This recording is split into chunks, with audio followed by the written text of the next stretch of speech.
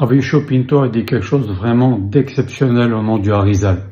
Il y a marqué dans notre paracha que Yitzhak aimait Esav ki tsaïd bepiv, car il le trompait avec sa bouche.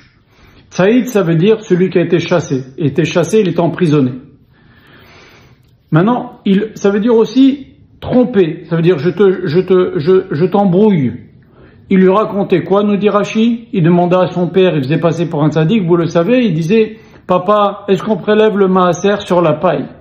Alors qu'il n'y a pas besoin de prélever la maaser, mais il voulait dire, moi je suis marmire, je fais plus encore que ce qu'il faut faire.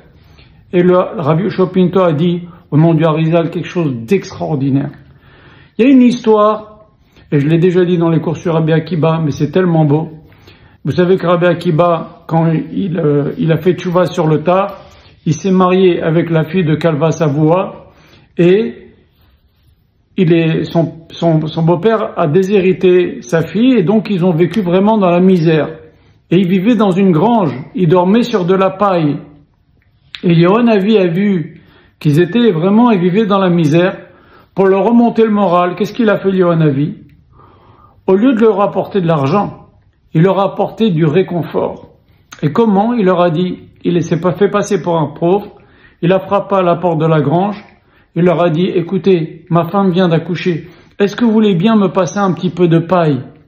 Et Rabbi Akiba, il est parti voir sa femme, qui était une fille de milliardaire. Elle lui a dit, tu vois, il y a des gens plus pauvres que nous, viens, on leur donne un petit peu de notre paille sur laquelle on a allongé, c'est notre lit. On leur donne un peu, il va pouvoir un peu mettre sous le dos de sa femme qui est en train d'accoucher, ou qui vient d'accoucher. Qu'est-ce que c'est que cette histoire? Eh ben, c'est ça que Yitzhak il entendait. Yitzhak il entendait qui? Rabbi Akiba, qui allait donner le maaser de la paille. Qui disait ça? C'est Esav. Esav, pourquoi? Ki tsaïd bepiv.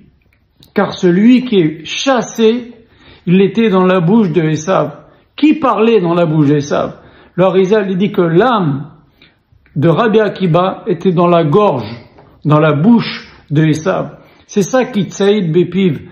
Yitzhak, il aimait Esav, car Rabbi Akiba, il était dans la bouche de Esav. Et quand Esav lui dit, est-ce qu'on peut prendre le maaser de la paille? Il faisait, soi-disant, croire à son père, c'était un super tzaddik. Yitzhak, il voyait beaucoup plus loin.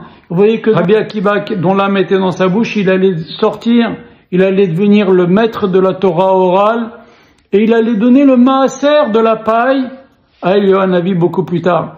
Donc c'est pour ça que Yitzhak, il était très impressionné, il aimait beaucoup Esav, parce qu'il voyait beaucoup plus loin que ce que Esav pouvait lui raconter.